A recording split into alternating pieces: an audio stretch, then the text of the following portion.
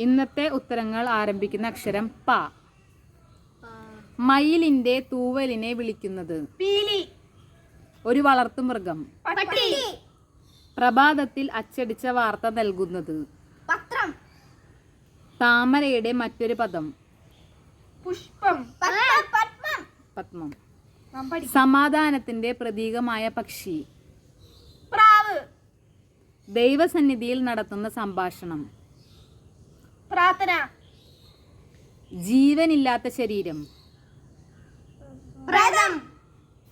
മൃഗങ്ങളിൽ നിന്ന് ലഭിക്കുന്ന ഭക്ഷ്യയോഗ്യമായ പാനീയം പാല്. അച്ഛനെ പറയുന്ന മറ്റൊരു പദം പിതാവ്. ഒറ്റത്തടിയായ വൃക്ഷം പന. എഴുത്തുകാരന്റെ പടവാള് പേന. പേന. പെൻസിൽ.